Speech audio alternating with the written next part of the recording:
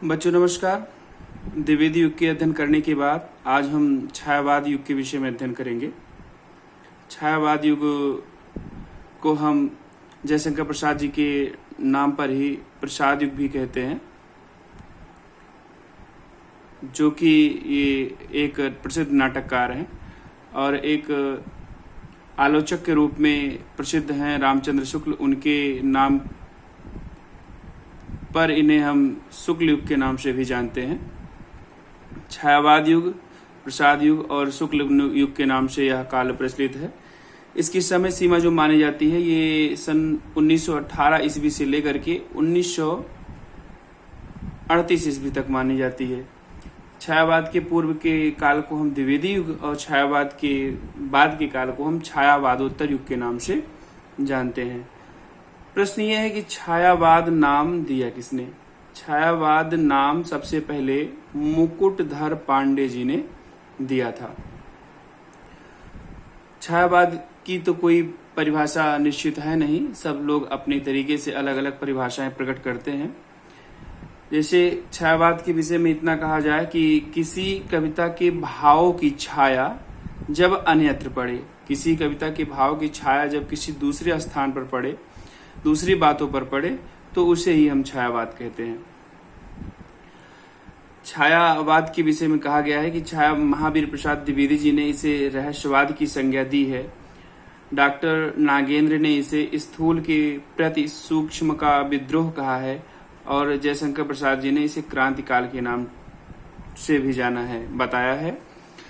छायावाद युग यह आधुनिक काल का अगर देखा जाए तो स्वर्ण युग है। इसमें बहुत सी रचनाएं हुई, बहुत सी प्रसिद्धियां प्राप्त हुई। हम इसकी प्रवृत्तियों के विषय में जान लेते हैं। छायावाद युग की जो प्रमुख प्रवृत्तियां हैं, रहस्यवाद, इनकी रचनाओं में गूढ़ता है, रहस्य छिपा होता है। प्रकृति चित्रण, प्रकृति के प्रति प्रेम, जिसमें सबसे प्रसिद्ध कवि सुमित्रानंद पंत जी हैं, उनका प्रकृति से बहुत लगाव था। सौंदर्य चेतना, प्रकृति की सुंदरता का भी चित्रण किया गया है, सामाजिक सुंदरता का भी चित्रण किया गया है, प्रेम की अनुभूति का वर्णन किया गया है। स्वातंत्र चेतना अर्थात स्वतंत्र होकर के विभिन्न प्रकार की रचनाएं की गई हैं। नए छंदों और अलंकारों का प्रयोग किया गया है और भाषा जो थी वह लाक्षणिकता पर निर्भर करती थी, अर्थात भाषा का चयन रचनाओं में लक्षण के आधार पर होता था। तो रहस्यवाद, प्रकृति चित्रण, सौंदर्य चेतना, प्रेम अनुभूति, स्वतंत्र चेतना, नए छंद एवं अलंकार, भाषा में लाक्षणिकता, यह इसकी प्रमुख विशेषता है, प्रवृत्तियां हैं। छायावाद बहुत विस्तृत है, लेकिन हम इसमें यहाँ ज्यादा से ज्यादा पढ़ेंगे। दो पार्ट में हम छायावाद को आपको पढ़ाएंगे। सबसे पहले छायावाद के जो प्रमुख कवि हैं, जिन्हें हम स्तंभाधार कवि कहते हैं, उनके विषय में आज इस वीडियो में जानेंगे। शेष बचे हुए कवियों और लेखकों के विषय में हम दूसरे वीडियो में जानेंगे। ये अगर देखा जाए तो छायावाद युग का पार्ट फर्स्ट होगा और पार्ट सेकंड हम बनाएंगे, तो उसमें जो बचे हुए लेखक कवि होंगे उनका वर्णन होगा। छायावाद युग के 4 स्तंभाधार कवि हैं, सबसे ज्यादा महत्वपूर्ण हैं। इन्हीं पर पूरा छायावाद युग आधारित है, जिसमें कविवर जयशंकर प्रसाद, सुमित्रानंदन पंत, सूर्यकांत त्रिपाठी निराला और महादेवी वर्मा जी हैं। आज हम इस वीडियो में इन्हीं चारों स्तंभाधार कवियों के विषय में अध्ययन करेंगे। इसके अलावा राष्ट्रीय सांस्कृतिक धारा के जो कवि हैं, माखनलाल चतुर्वेदी जी हैं, सियाराम शरणगुप्त जी हैं, जो कि मैथिली शरणगुप्त के भाई हैं। बालकृष्ण शर्मा, इनका उपनाम नवीन था, नवीन हैं, और सुभद्रा कुमारी चौहान जी हैं। ये राष्ट्रीय सांस्कृतिक काव्यधारा के कवि हैं और ये छायावाद युग के स्तंभाधार कवि हैं। आज हम छायावाद युग के स्तंभाधार कवियों के विषय में इस वीडियो में पूरा पढ़ेंगे।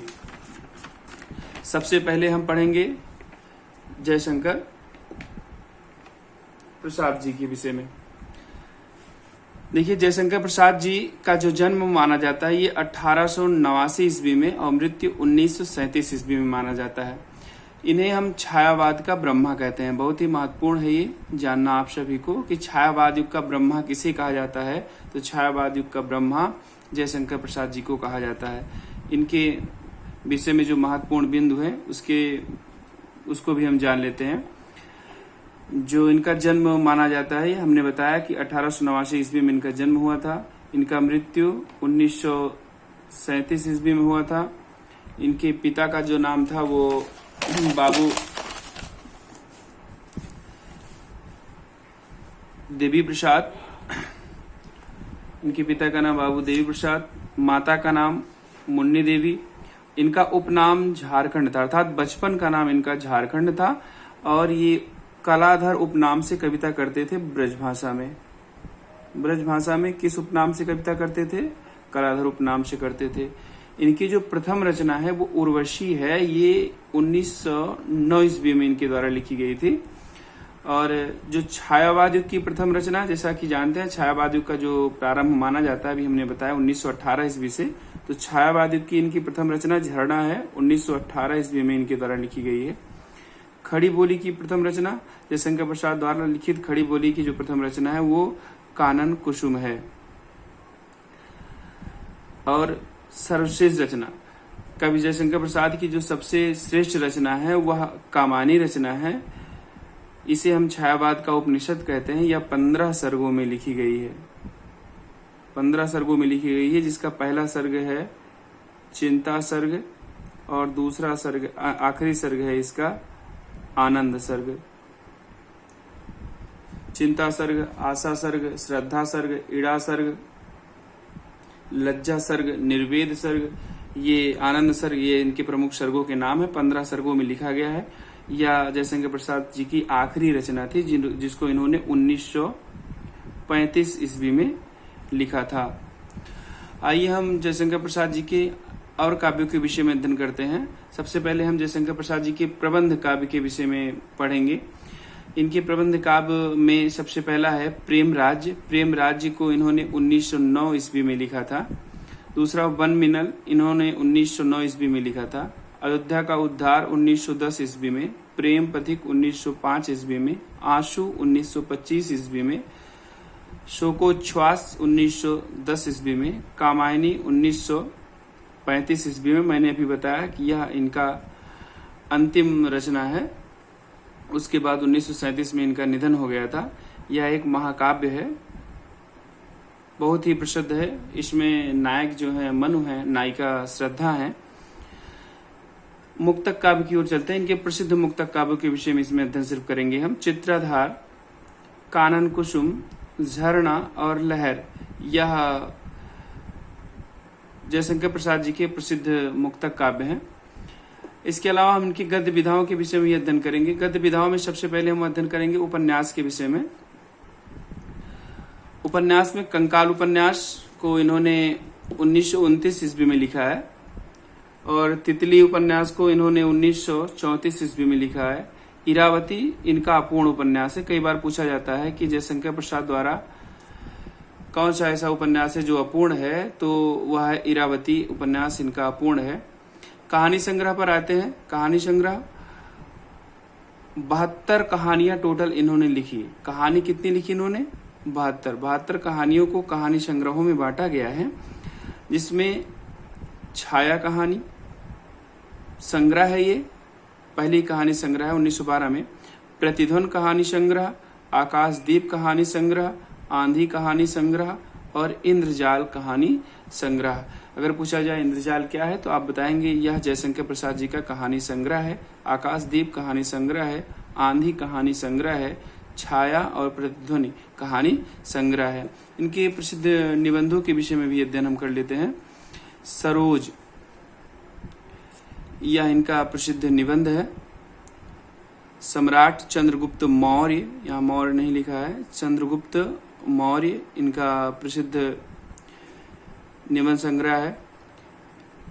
काव्य और कला, रहस्यवाद, ये सब इनके प्रसिद्ध निबंध हैं।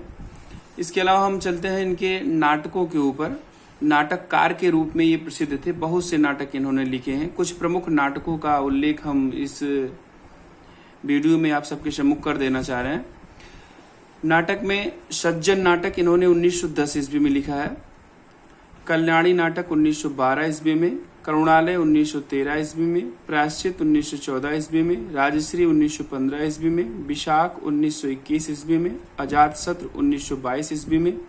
स्कंदगुप्त 1928 ईस्वी में, चंद्रगुप्त 1931 ईस्वी में, एक घूट 1929 ईस्वी में, और ध्रुव शामनी जो कि इनका सबसे आखिरी नाटक है, इसको इन्होंने 1933 ईस्वी में लिखा था। ये हो गया जयशंकर प्रसाद जी के विषय में और उनकी रचनाओं के विषय में कुछ महत्वपूर्ण तथ्य। आगे हम चलते हैं सुमित्रानंदन पंत जी।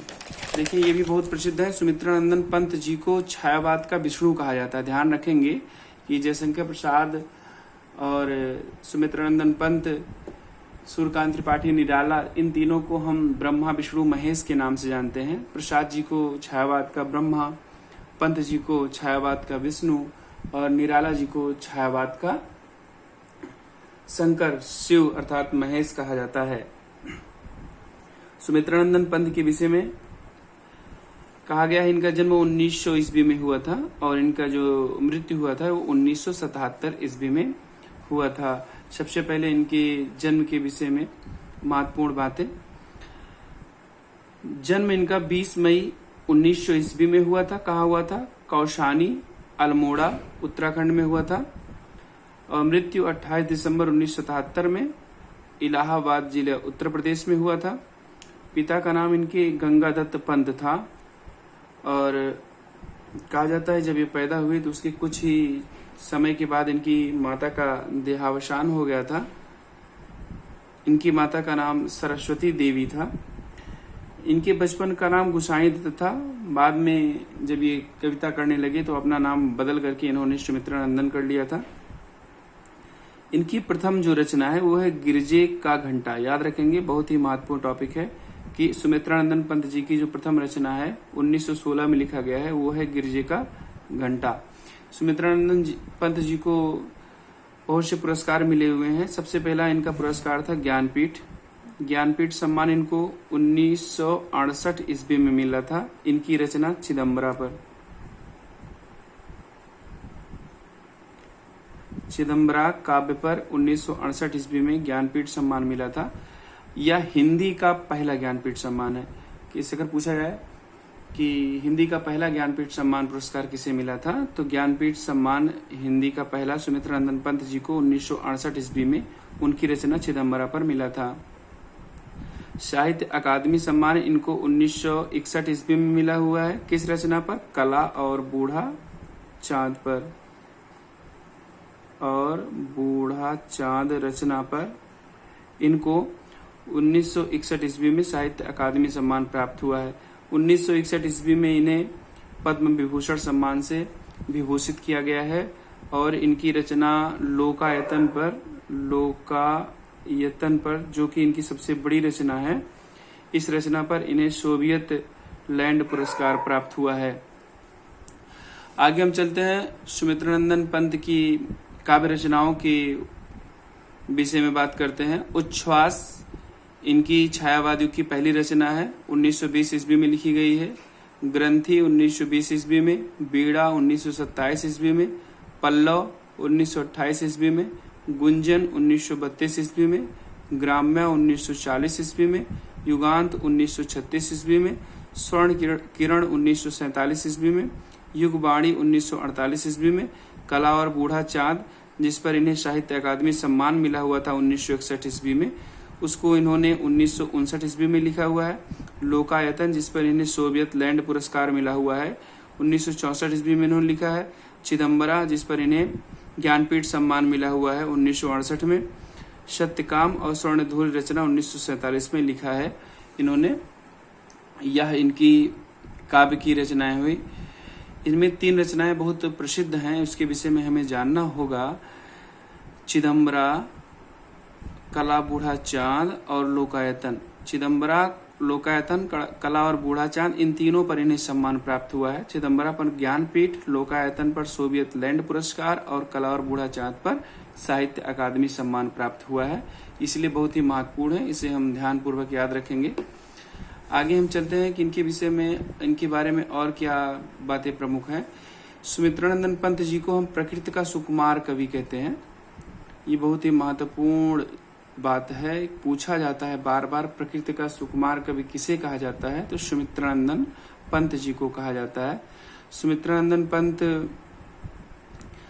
जी महात्मा गांधी, कार्ल मार्क्स और महर्षि अरविंद के विचारधारा से पूरी तरीके से प्रभावित थे। अगर पूछा जाए कि किसकी विचारधारा से प्रभावित थे तो आप बताएंगे ये महात्मा गांधी, कार्ल मार्क्स और महर्षि अरविंद, इन तीनों के विचारधारा से प्रभावित थे।